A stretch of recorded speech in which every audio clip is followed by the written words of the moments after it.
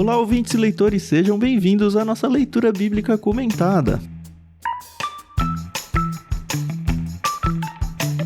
Eu sou o Thiago André Monteiro, vulgo Tan. Estou aqui, como sempre, com a Carol Simão e com o Thiago Moreira. E hoje é dia da gente conversar sobre Levítico 3. Bom dia, tudo bem com vocês? Oi, pessoal, tudo bem? Aqui é a Carol Simão, Levítico 3. E sabe, é até feio falar isso, mas eu tô gostando de Levítico. É bonito falar isso, não é feio? Eu tô até gostando, né? Não, é porque é daqueles livros que a gente, né, todo mundo fala, a gente tenta pular, dar uma burlada ali, né, quando vai fazer a leitura bíblica. Uhum. Mas, gente, é bem legal quando você estuda, sabe? É legal mesmo. Bom dia, pessoal. É porque a gente aprende, né? Como a gente não tá tão familiarizado com o livro assim, diferente de outros livros que nós já lidamos, que são mais familiares. Então o desafio é maior, mas o aprendizado é maior também. Exatamente. Eu, por enquanto, tô com sucesso naquela ideia de, bom, já que a gente vai parar pra estudar, eu quero entender quais eram exatamente os sacrifícios e tudo. Por enquanto, tudo faz sentido. Isso já é ponto, né? Muito bom. Com certeza. Bom, beleza. A gente tem hoje um episódio em bloco único, como foi os dois anteriores. Eu tenho quase certeza de que foram em blocos únicos, mas hoje será.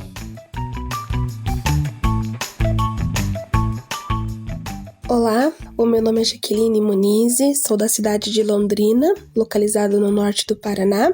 Gostaríamos de agradecer a Maria Lídia pelo fornecimento da trilha sonora e a editora Mundo Cristão pela concessão da nova versão transformadora, NVT, que é a versão bíblica utilizada na leitura bíblica comentada. Conheci a LBC a partir de irmãos.com e desde então ouço cada leitura que tem me auxiliado na jornada cristã.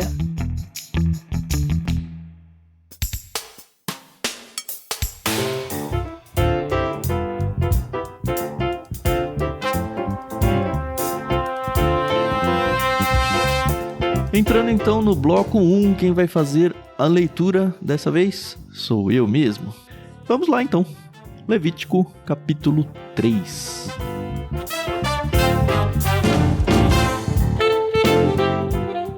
Se apresentar ao Senhor um animal do rebanho de gado como oferta de paz, poderá ser macho ou fêmea, desde que seja sem defeito. Coloque a mão sobre a cabeça do animal e mate-o à entrada da tenda do encontro. Os filhos de Arão, os sacerdotes, derramarão o sangue do animal em todos os lados do altar. Dessa oferta de paz, uma parte será apresentada como oferta especial para o Senhor. Incluirá toda a gordura que envolve os órgãos internos, os 2 rins, a gordura ao redor deles perto dos lombos e o lóbulo do fígado. Todas essas partes serão removidas junto com os rins, e os filhos de Arão queimarão tudo sobre a lenha acesa no altar. É uma oferta especial, um aroma agradável ao Senhor. Se apresentar ao Senhor um animal dos rebanhos de ovelhas ou de cabras como oferta de paz, poderá ser macho ou fêmea desde que seja sem defeito. Se apresentar como oferta um cordeiro, traga-o perante o Senhor. Coloque a mão sobre a cabeça do animal e mate-o à entrada da tenda do encontro. Os filhos de Arão derramarão o sangue do cordeiro em todos os lados do altar. Dessa oferta de paz, a gordura será apresentada como oferta especial para o Senhor.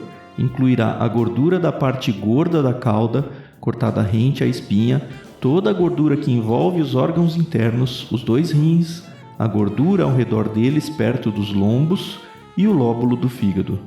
Todas essas partes serão removidas junto com os rins, e o sacerdote queimará tudo no altar. É uma oferta especial de alimento apresentado ao Senhor. Se apresentar um cabrito como oferta, traga-o perante o Senhor, coloque a mão sobre a cabeça do animal e mate-o à entrada da tenda do encontro. Os filhos de Arão derramarão o sangue do cabrito em todos os lados do altar. Dessa oferta, uma parte será apresentada como oferta especial para o Senhor. Incluirá toda a gordura que envolve os órgãos internos, os 2 rins, a gordura ao redor deles perto dos lombos e o lóbulo do fígado. Todas essas partes serão removidas junto com os rins, e o sacerdote queimará tudo no altar. É uma oferta especial de alimento, um aroma agradável ao Senhor. Toda a gordura pertence ao Senhor. Jamais coma a gordura ou o sangue. Essa é uma lei permanente para você e deve ser cumprida de geração em geração onde quer que morarem.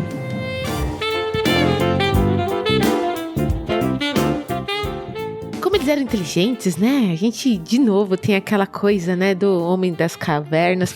Mas, ó, eles sabiam identificar os órgãos, eles sabiam separar. Isso é uma coisa, assim, que precisa saber um pouco de anatomia animal, né? Então, ó, povo inteligente pra caramba. Enfim, eram bons açougueiros ali, né? Eram o comum Sim. do dia a dia pra eles também, né? Mas é de se pensar isso, assim, conhecer as partes internas e tudo mais. Talvez a gente que é da capital aqui ache meio besta isso, sei lá. Meu pensamento é mais carnal do que o da Carol. Quando eu leio assim essas coisas, dá vontade de comer um churrasco. Né? É verdade. Pois é. Dá mesmo. É verdade, é verdade. Bom, a gente tá falando aqui da terceira oferta, a oferta de paz. Só para relembrar, a gente já teve o holocausto no capítulo 1, a gente teve a oferta de cereais no capítulo 2, que normalmente era oferecido junto com o holocausto. E agora a gente tem uma terceira oferta, que é a oferta de paz. Essa também costumava vir logo em sequência ao holocausto. Esse texto não diz isso, tá? Mas conforme a gente vai vendo outros trechos da Bíblia, isso fica bem claro. É uma oferta voluntária, a terceira oferta voluntária, né? Apesar do primeiro lá, o holocausto, ser uma oferta de expiação, não era obrigatório que eles a fizessem. A gente acho que falou isso lá no capítulo 1, mas é uma oferta voluntária e tem, obviamente, um simbolismo diferente das duas anteriores. Sim. Acho que antes da gente entrar no simbolismo, é interessante a gente trazer a tradução que outras traduções, né, da Bíblia trazem sobre essa oferta para que a gente não fique perdido. De repente você lê a Bíblia em outra tradução e aí você fala, mas às vezes eu escuto um, às vezes eu escuto outro. Então o que é oferta de paz aqui na NVT? Na NVI, por exemplo, é sacrifício de comunhão, o que já dá pra gente uma dica do significado. E na revista atualizada é sacrifício pacífico, muito em linha do oferta de paz aí. E o simbolismo é esse, né? A comunhão com Deus. Até trouxe de recorte para vocês 2 comentários explicando isso. Primeiro eu vou trazer da Bíblia de Estudo da NVI, diz o seguinte: a oferta da comunhão era o único sacrifício do qual o ofertante podia comer uma parte. Eu li isso várias vezes, apesar de que nesse texto não ficou muito claro para mim não, tá? Eu tive que ir para outros textos também para ficar claro que de fato era um pedaço para Deus, um pedaço para os sacerdotes e um pedaço para as pessoas que faziam a oferta. Continuando aí a citação, a comunhão estava em jogo, porque o ofertante tinha, com base no sacrifício, comunhão com Deus e com o sacerdote, que também comia parte da oferta. E a NVT de estudo diz que a oferta de paz, e é legal, ela traz em hebraico Shelem, e eu falei Shelem, lembro muito do Shalom, né? E de fato, lembra muito do Shalom. Sim. Expressava adoração por meio da comunhão com o Senhor e com os outros. O termo hebraico é da mesma raiz de Shalom, olha aí, que significa plenitude, bem-estar, harmonia e paz. Eu só sabia da última aí, da paz. Shalom significa mais do que uma cessão de hostilidades entre Deus e o adorador. Implica também um vínculo de comunhão harmoniosa. A oferta de paz, portanto, era uma refeição que celebrava a comunhão com Deus e com os outros. E quando eu li isso, eu lembrei do refeição. A gente falou muito em Gênesis, eu acho. O quanto refeição era um evento para as pessoas de realmente marcar a comunhão entre duas partes. Sim. Bom, é isso mesmo que o Tan falou, vem daquela palavrinha conhecida, né, que os judeus usam até hoje como cumprimento, né, Shalom, é a Shalom de Deus, a paz de Deus, e que no Novo Testamento também é usada pelos cristãos, acrescentado com graça, né, graça e paz. Por isso que geralmente é traduzida como oferta pacífica, oferta de paz, ou oferta de comunhão, que na verdade seria o resultado da paz estabelecida, né? Boa. A comunhão. E de fato, esse texto não explica todos os detalhes, mas quando nós chegarmos em Levítico 7, Sim. daqui a algumas semanas, vão ter alguns detalhes adicionais que vão ser colocados, principalmente dessa questão de como funcionava a distribuição ali para a refeição. Então, nessa oferta, além de ser algo entregue ao Senhor, e tem um simbolismo aqui, como o Tan já mencionou, e parece que esse simbolismo é interessante quando a gente vai aprendendo, né? Esse simbolismo, ele parece ser sequencial mesmo, né? Tem uma lógica. Sim. Primeiro você faz a expiação dos pecados com o holocausto, né? Primeira oferta oferecida. Depois você entrega lá os cereais, como dedicação e gratidão ao Senhor pela provisão. E agora você faz a oferta de paz, que é o resultado dessa expiação e dessa dedicação ao Senhor. Você tem paz com Deus agora, que também é estendida paz ao próximo. Por isso que tem 3 pessoas envolvidas: Deus, os sacerdotes e o ofertante.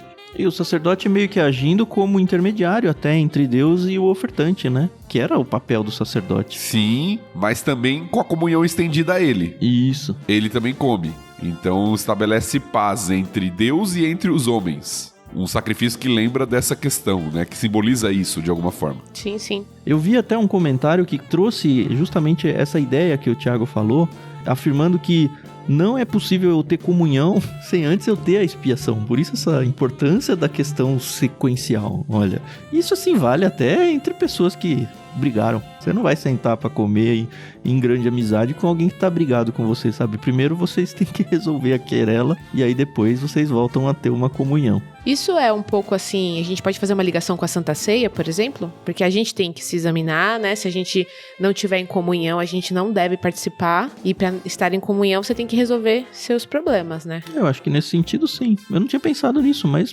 talvez. Tem alguns autores que eu vi que fizeram esse paralelo. Aham. É claro que a gente tem que entender sempre que é um paralelo, né? Sim, não é claro. uma equivalência direta. Porque tem gente que acaba exagerando um pouco, né?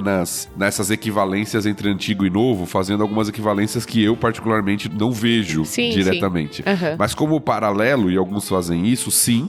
E não só a ceia. Talvez nós podemos lembrar, por exemplo, do texto de Mateus 5, no Sermão do Monte, onde Jesus fala assim: se você está trazendo sua oferta ao Senhor e você lembra que seu irmão tem algo contra ti, vai primeiro, se reconcilia com seu irmão, depois vem e apresenta a sua oferta.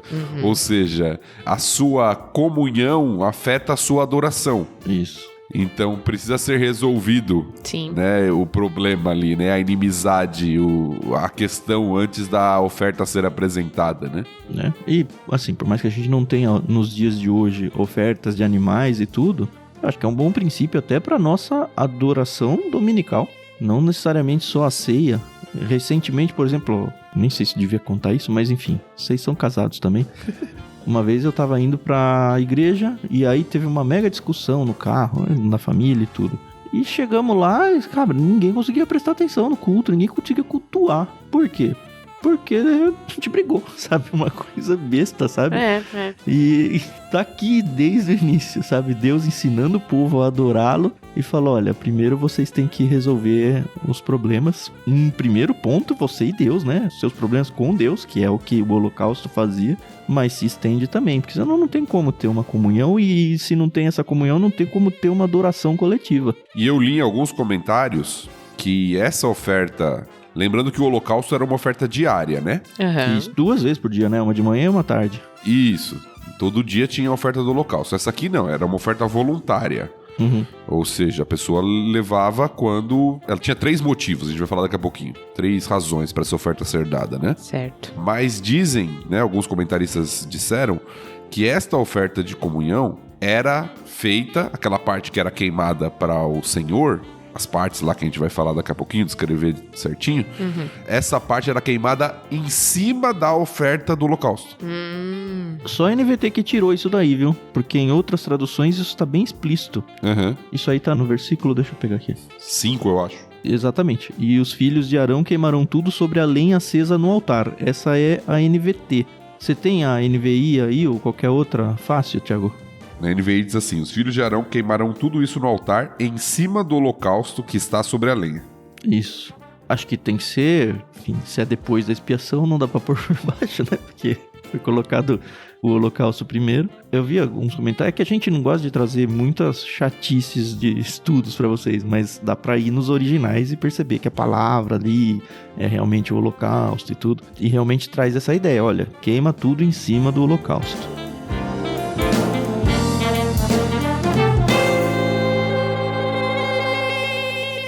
E esse sacrifício tanto servia ser um macho ou uma fêmea, né? Desde que eles não tivessem Pela primeira vez, né? nenhum defeito. A explicação que a maioria dos comentaristas entendem é porque não era um sacrifício expiatório. Isso. O holocausto, por ser um sacrifício expiatório, tinha que ser do macho. Tem a ver aqui até com questão de representatividade. Se a gente olha a própria questão do sacrifício expiatório de Cristo, ou do pecado de Adão, né? Ali o homem é o representante da raça. Sim. O pecado entra por meio de Adão e a salvação entra por meio de Cristo. Aqui não é um sacrifício expiatório. É um sacrifício de paz, como a gente está falando. Então poderia ser tanto macho quanto fêmea no animal. Isso aparece 2 vezes, né? No verso 1 e no verso 6 aparece que, porém, sempre sem defeito. Mas tem um parênteses que eu acho que vale a gente abrir aqui, que aparentemente podia, em alguns casos, ter algum defeito nessa oferta. A gente vai ver lá em Levítico 22, vai demorar um pouco, mas a gente chega nesse livro aqui ainda. Em Levítico 22, 23, vai falar e vai estar meio que repetindo várias ofertas, e uma delas vai ser essa. E numa das 3 opções que o Thiago deve falar daqui a pouco, lá em Levítico 22 fala que, olha, não tem problema, por exemplo, se o gado ele tiver uma perna mais comprida que a outra, ou mais curta que a outra. Tudo bem, sabe? Então pode ser macho ou fêmea, desde que tenha poucos defeitos. Por exemplo, ele não podia ter o testículo estragado ou alguma coisa assim se fosse um macho, mas não era 100% sem defeito, não. Podia ter podia ser daltônico. Enfim, são uns detalhes que a gente vai estudando e fala, interessante. Sim. Vamos ligando aí os pontos, fazendo as costuras, e quando a gente chegar lá no capítulo mais adiante, a gente vai acabar falando sobre isso também. E provavelmente também por não ser um sacrifício expiatório. Isso. Né? O holocausto tinha que ser sem defeito nenhum, né? Esse aqui não é um sacrifício expiatório. E também para providenciar possibilidade para aqueles que tinham menos condições. Então, às vezes, o que a pessoa tinha era um animal que não era tão bom assim, porque ele não tinha recursos para ter o melhor animal. Então, isso providenciava para que pessoas também pudessem ofertar. Mas o princípio sempre oferece o melhor. Se você tem um rebanho com um monte de animal bom, você não vai pegar o pior para dar, né? Oferece o seu melhor. Mas aí você tinha provisão para as pessoas que talvez não tinham tantas condições assim nesse tipo de sacrifício. Um outro detalhe que difere do holocausto, esse sacrifício aqui, porque o segundo é bem diferente, porque a gente viu semana passada, porque é de cereal, não tem a ver com animal. Sim. Mas o holocausto e a oferta de comunhão são de animais. Uma diferença é que no holocausto tinha a oferta de aves. Aqui não tem mais, né? Aqui não tem oferta de aves. E a explicação que eu li, estudando essa semana, é porque como era uma oferta que envolvia refeição, na ave era pouco a quantidade de comida. Então não daria para fazer. Mas a gente já percebe, apesar de também não estar explícito aqui, essa certa preocupação em ter 3 tipos de animais de preços diferentes, vamos dizer assim. Você tem o gado grande, que é o primeiro grupo de versículos aí. Sim. Se não me engano, até o verso 5, de grande porte aí, traduzido como gado. A gente tem ovelhas ou cabras, no 6 ao 11, que são médio porte.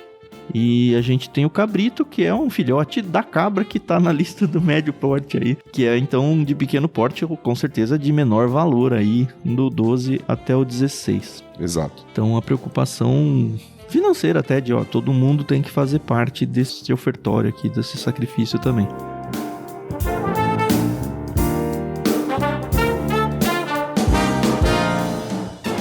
Capítulo 7, a partir do verso 12, você vai ter uma explicação maior, a gente vai chegar lá daqui a algumas semanas, sobre os motivos desse sacrifício. Eu só queria trazer aqui para adiantar, para a gente entender um pouco melhor. Boa. São 3 razões para que essa oferta fosse dada, né, entregue pelo ofertante. Lembra que é uma oferta voluntária, então não é aquela oferta que tem que ser feita diariamente ou que tem uma exigência de regularidade. Certo. E o motivo que levava o adorador, né, o ofertante, a trazer esse animal ali para ser entregue, eram 3, né? Os motivos eram 3.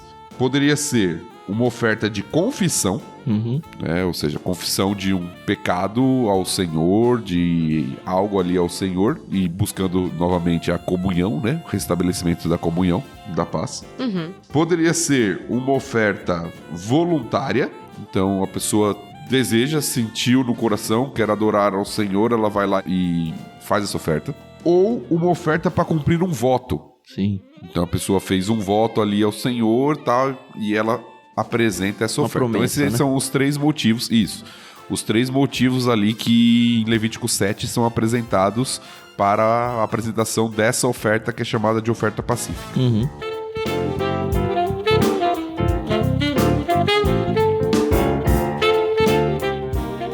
duas coisas aqui que aparecem e já foram presentes no Holocausto é a questão de colocar a mão sobre a cabeça da oferta antes de matar. No Holocausto a gente defendeu lá a ideia de que a pessoa punha a mão para que representasse que os pecados dela passassem para outra pessoa. Eu li isso daqui e pensei, de novo, né? Mas teve um comentarista, e aí fora de bíblias de estudo, tá? Livros mesmo específicos sobre, como que era o título do livro? Era As Instituições de Israel, alguma coisa assim. E aí ele tava explicando sobre ofertas e tudo mais. E ele defende, e eu não sei de onde ele tirou isso, tá? Porque foi o único lugar que eu vi. Mas já que ele trouxe, vamos trazer. Bora aí, né? Ele defende a ideia de que aqui, e ele é bem categórico nisso, não era essa questão de passar os pecados pro animal, porque o animal seria sacrificado. Mas de você marcar que, olha, essa é a minha oferta. Sabe? Um ato visível de que eu que estou fazendo essa oferta para que essa comunhão aqui seja possível, e aí entre esses ofertantes, os sacerdotes e o próprio Deus. De fato, não sei de onde ele tirou isso, mas foi uma novidade para mim, de verdade. Não sei se alguém já tinha visto isso ou não. Eu tenho um pouco de medo também de passear muito em livros, porque eu sei que tem autores de todas as linhas doutrinárias e teológicas aí, e também eu temo fazer uma colcha de retalhos que não para em pé, sabe? Sim. Mas eu acho importante isso, Tan. Por quê? Porque como a gente tá falando de um texto muito antigo, de costumes muito antigos, que nem sempre explica todas as razões. Por exemplo, aqui o texto não explica o porquê colocar a mão, só fala que tinha que colocar a mão na cabeça. Nem no Holocausto lá, né? Não, Eu sei que vai ter outros textos que vão explicar. Faz isso por causa disso, mas a gente não passou em nenhum desses ainda. Exato. Então, às vezes você tem hipóteses. Então a hipótese principal é essa, porque os povos antigos ao redor faziam isso, ou porque esse simbolismo se encaixa melhor com o contexto. Então não é algo que a gente bate o martelo quando a gente não tem a informação vinda diretamente das escrituras, né?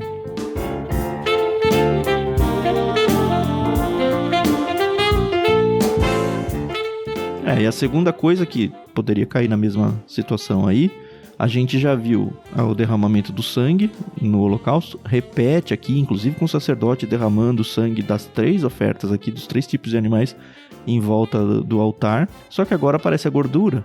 E é interessante, gordura, rins e fígado. Eu falei, cara, por que rim e fígado, né? Por que são mais nobres esses órgãos do que um coração, ou um estômago, ou sei lá o que for, sabe?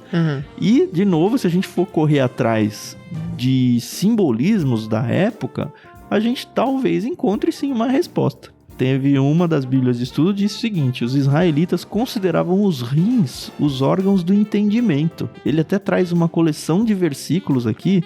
Por exemplo, Jó 19:27 fala: meu coração muito anseia. Tá traduzido assim, mas literalmente é meus rins se consomem.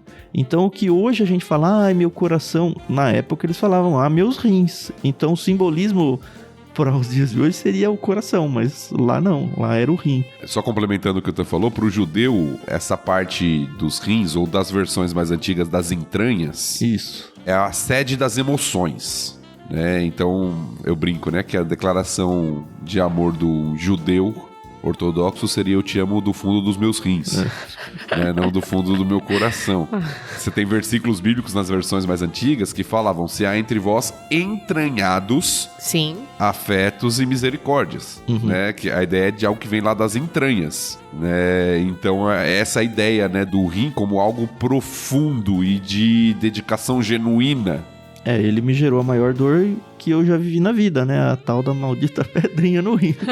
Eu não sei se ele me gerou emoções, mas foi uma emoção um pouco forte.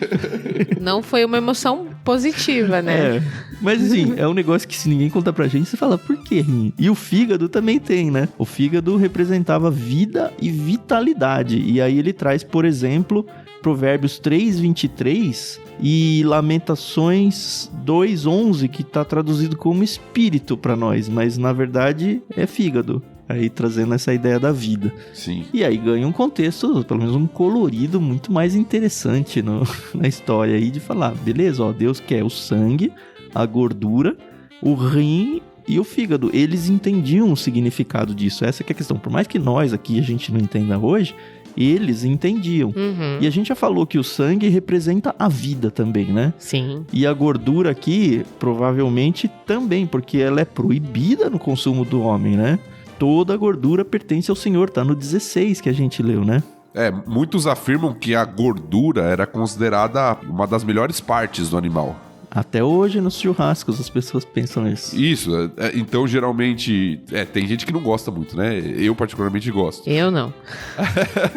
Mas qual o animal que você prefere pra abater, que tá pronto pro churrasco? É o mais gordinho ou o mais magrinho? É o mais gordinho. Exatamente. Né? Então a gordura dá sabor. Até quem não gosta de gordura... Até aroma, né? Aroma e sabor. Isso. Exatamente. Até quem não gosta de gordura, geralmente a indicação pra quem faz churrasco é assa com a gordura, depois você tira. Porque se você tirar antes, você perde o sabor. Fica a carne dura, fica sem gosto. É isso tem aí. tudo isso, realmente. Então, geralmente, tinha essa relação de dedicar o melhor para o Senhor, né?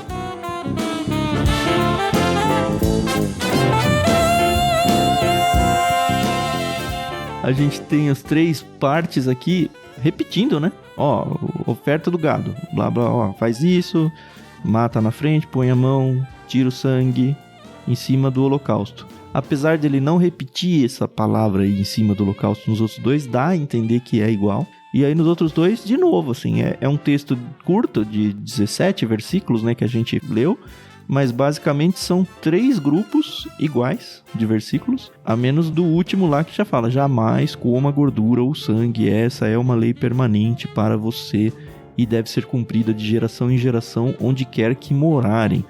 Esses permanentes na Bíblia sempre me dão um negócio, sabe? Que assim, a gente é gentil, a gente não é judeu, a gente não segue ou deveria seguir essas restrições legais, porque essas restrições são dadas para o povo judeu. Agora, se eu fosse, hoje em dia, tá, descendente dos judeus, será que eu poderia quebrar essa lei permanente? Porque essa é uma lei permanente. É o que eu tô falando, assim, a gente não tá fazendo hoje, nem os judeus, né, não estão fazendo hoje sacrifícios e tudo mais de animais. Mas aqui ele não tá falando mais de sacrifício, ele só tá falando jamais coma gordura ou sangue. Será que isso aí entra igual carne de porco pros judeus hoje? De verdade eu não sei, tá? Mas se eu fosse judeu eu estaria um pouco preocupado, pelo menos em resolver essa questão, sabe? Se a gente for abrir um paralelo aí, eu nem sei se de fato é um paralelo, mas acho que vocês vão me entender. Supondo que eu fosse judeu, ou se eu me convertesse e soubesse que eu sou da linhagem judaica, sei lá, nem sei como encaixar isso. Mas eu quero trazer, por exemplo, a circuncisão hoje para um judeu. Eu não consegui ser muito feliz porque, enfim, um judeu é circuncisado bebê, então ele não teve essa chance de negociar isso ou não. Mas, tirando tudo isso, onde eu quero chegar é que a gente tem, no Novo Testamento, uma ordem muito explícita, uma explicação, uma discussão que rolou nos primeiros tempos dos apóstolos de: e aí, eu faço ou não faço a circuncisão? O que eu quero dizer é que a Bíblia conversa sobre isso e resolve o problema. Nesses casos aqui, eu acho que não. Ela nunca fala mais nada. Então, e aí, eu faço o quê? Entendeu? Não sei se eu viajei demais. Mas você tá falando pro judeu ou pro gentil? Pro judeu, não. O gentil não tem essa preocupação, até porque a gente já viu textos e falou, sim, coma... Tá certo que lá era carne sacrificada a outros ídolos, é outro contexto. Mas, sei lá, hoje eu não tenho problema, por exemplo, em comer uma galinha ao molho pardo, por exemplo, que é feita com sangue. Ela é cozinhada no sangue. Um judeu teria esse problema hoje? Eu não sei. Vocês têm essa informação? Eu acho que os judeus mais ortodoxos, vamos colocar assim, porque a gente fala judeu hoje, tem um grupo muito distinto também, né? Isso. Tem o judeu totalmente secularizado, que não segue praticamente nada, só aquilo que é quase nacional, né? E tem o judeu ortodoxo que tenta seguir pelo menos todas as leis, né? Sim. Não, e tem o judeu messiânico, que é o judeu convertido a Cristo. Sim. E esse também não deixou de ser judeu, é isso que eu quero dizer. Será que vale isso aqui pra ele? Então, eu creio que eu não sei todos os detalhes, mas eu creio que aqueles mais ortodoxos, eles tentam seguir, né? Eu lembro da nossa viagem lá pra Israel, como eles eram rigorosos com algumas coisas, né? Sim. Na questão de não misturar alimentos na mesma cozinha, da questão do próprio sábado. Então, eles tentam ser bem rigorosos no cumprimento dos detalhes da lei, inclusive, o que a gente vê muito claro no grupo dos fariseus no Novo Testamento, né? E que Jesus até fala assim, vocês coam o mosquito e engolem o camelo, né? Vocês estão preocupados com os detalhes da lei, mas perdem os elementos mais importantes, né? Que vocês deveriam seguir, que é a justiça, o amor e tal. Então, parece-me que tem um grupo dentro dos judeus hoje que ainda tentam seguir literalmente todos esses detalhes, né? Sabe que eu não julgo assim, que absurdo, porque se eles estão olhando para esse texto com zelo a Deus, eu acho bonito até. Eu lembro, por exemplo, a Carol gosta que a gente vá pra viagem de Israel, né? Ah, com certeza. Eu lembro, você vai lembrar isso também, de um cara, sei lá, de 20 e poucos anos, 3 da tarde, na quinta, orando na rua, sabe? Por um momento você olha e você fala, cara, que fariseu. Por outro você fala, eu não paro pra orar às 3 da tarde o meu trabalho, porque eu não tenho essa disciplina espiritual, sabe? E não sendo pelo legalismo, mas sendo pelo cuidado e zelo às coisas de Deus, eu acho legal. Paulo fala, com a sua própria experiência, né? Que os judeus têm zelo por Deus, mas sem entendimento. Então aquele zelo na ignorância, né? No sentido de que eles ainda não compreenderam o Messias. Aqui falando do judeu que não é messiânico, né? Sim. O que eu quero trazer assim guardadas as devidas proporções e devidas loucuras até, cai muito bem pra nós como cristãos sempre ter a mosquinha assim, zunindo e falando, será que eu devo? Será que Deus vai se agradar disso? Será que eu não estou sendo muito irreverente aqui? E aí eu tô colocando qualquer coisa. Irreverente no sentido mal mesmo, sabe? Muito displicente com a minha liberdade que Jesus me dá. Eu tenho um pouco de preocupação com as pessoas cristãs hoje em dia, aí saem totalmente do judaísmo, tá? Só pelo fato de, Jesus é meu amigo, é meu irmão, meu chapa, meu camarada, e, sabe, vai escalando a coisa e fala, calma, ele ainda é Deus, ele ainda é o seu Senhor, sabe? Vamos manter a ordem aqui. Sim.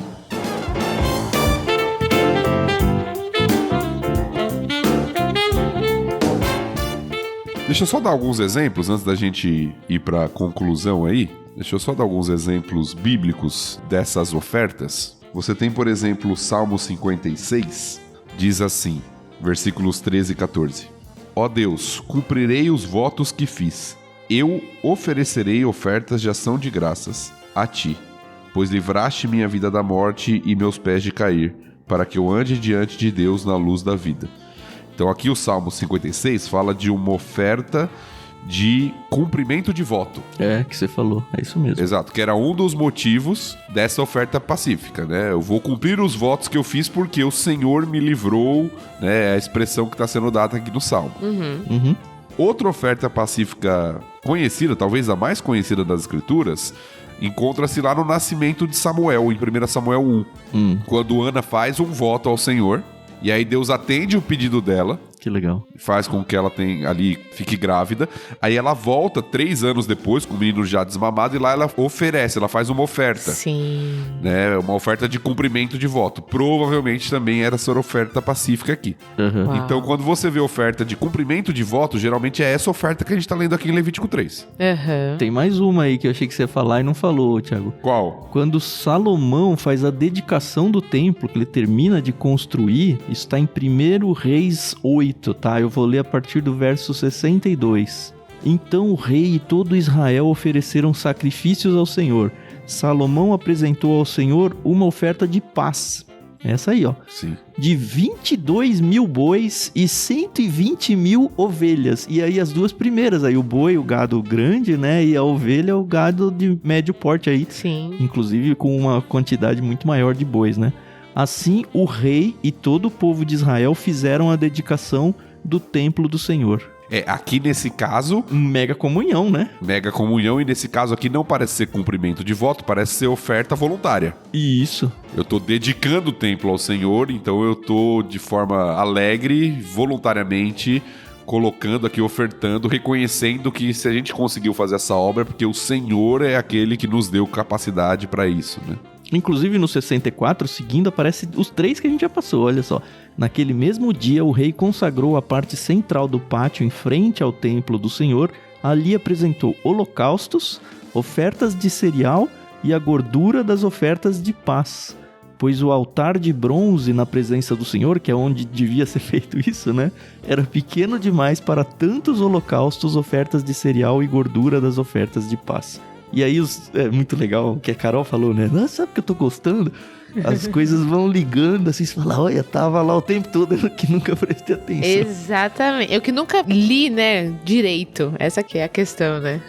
Porque como a gente passa por esses textos sem muito detalhe, a gente não consegue perceber isso em outros textos. Aí quando você começa a ler e ver essas associações, aí começa a fazer sentido, né? Uhum. Do porquê as ofertas eram feitas, de qual oferta, em qual momento, né? Qual o sentido da oferta.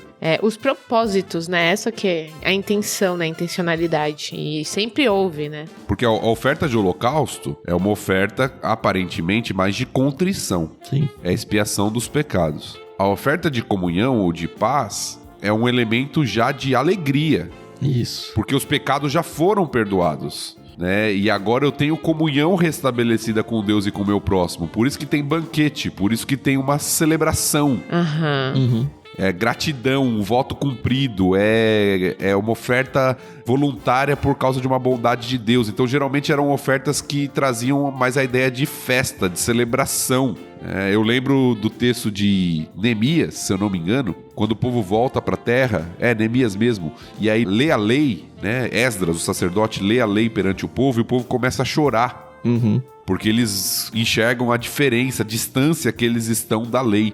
E aí Neemias, não lembro se Neemias ou Esdras, tomam uma palavra e dizem assim, hoje não é tempo de choro, hoje é tempo de festa, de alegria. Nós voltamos para a terra que o Senhor nos deu, então alegrem-se, né? É uma dedicação, é uma alegria diante do Senhor e não é um momento de contrição. Então tem um momento de contrição e tem um momento de festa. E aqui parece ser um momento de celebração. Uhum. Você apresenta a sua oferta porque o Senhor cumpriu um voto, ou porque aquilo que você votou, né, o Senhor deu, você está retribuindo, você está oferecendo algo voluntariamente, e a extensão disso é o banquete. Uhum. Então a gente oferece ao Senhor e agora a gente senta e come, e se alegra com o próximo, e chama o sacerdote para estar à mesa, junto com os familiares e os amigos, para fazer essa comunhão, né, essa mesa de alegria. Uhum. Fantástico.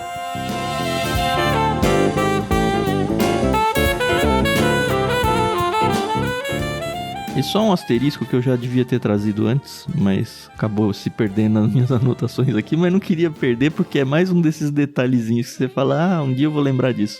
Foram 3 ofertas que a gente viu aqui, né? Gado grande, o gado médio e o pequeno porte.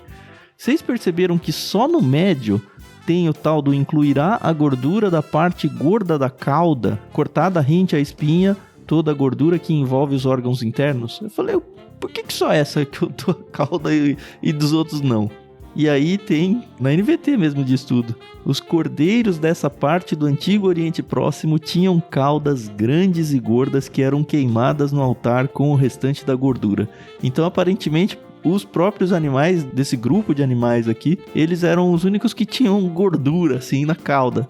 E gordura a gente já viu que é importante e é exclusiva para Deus. Então nesse caso aqui, corta a cauda e ela vai junto na gordura. Legal, achei interessante. É interessante, realmente.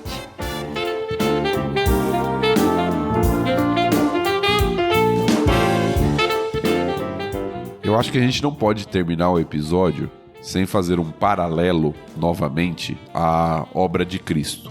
Nós fizemos isso quando falamos do holocausto, da expiação, mas vários textos do Novo Testamento também nos lembram que é o sacrifício de Cristo que estabelece paz com Deus e com os homens. Uhum. Não só o holocausto, né? Aqui a oferta de paz também é significada em Cristo. Exato. Só por meio do sacrifício de Cristo que nós temos comunhão com Deus.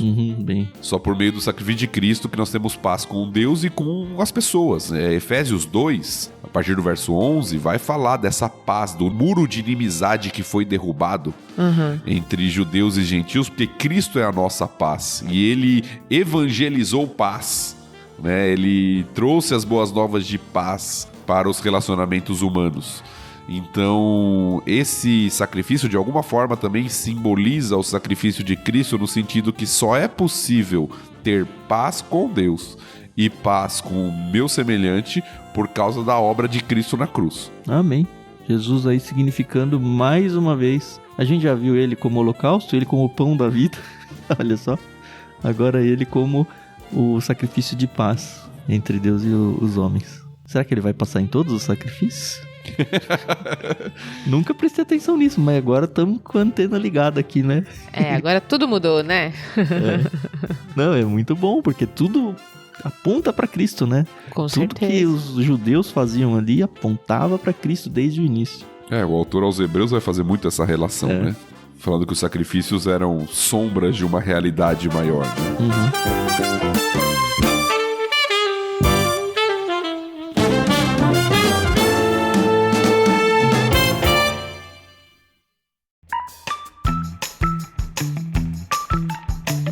Fechou então. Capítulo 3 entregue aí pra vocês ouvintes. Espero que vocês estejam tão empolgados quanto a gente tá em ficar descobrindo esses detalhes e ganhar um colorido no livro bíblico que muitas vezes foi meio cinza para a maioria das pessoas. Semana que vem então a gente volta com o Levítico 4. Vamos falar sobre a oferta pelo pecado e conhecer um pouquinho mais também desse ritual aí e com certeza trazer algumas aplicações de novo. Queria agradecer o pessoal que está aqui no Discord assistindo a gente. Muito gostoso gravar sabendo que tem plateia aqui, né?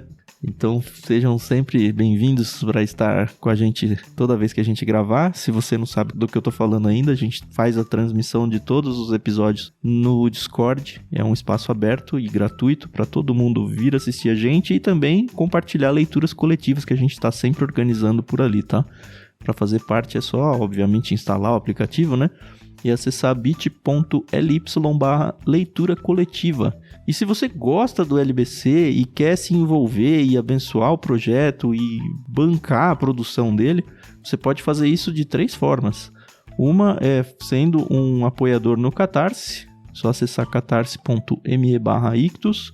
Você pode ser um apoiador via Pix, e aí você define a periodicidade que você vai fazer isso. Pode ser uma só, não tem problema algum. A gente tem na descrição a chave Pix. E você pode fazer isso através das suas compras rotineiras na Amazon, seja do produto que for ou do serviço que for que eles oferecerem lá. É só acessar sempre ictus.com.br/Amazon, você vai ser direcionado para o site da Amazon, seguir com as suas compras e já tá comissionando pra gente sem mudar preço nenhum para vocês, tá? É isso, semana que vem a gente volta então. Muito obrigado, tchau, tchau. É isso aí, pessoal. A gente agradece muito a paciência, a audiência de vocês. É um prazer estar aqui toda semana conversando sobre a palavra de Deus, aprendendo mais, né? E compartilha aí com seu amiguinho, com seu familiar.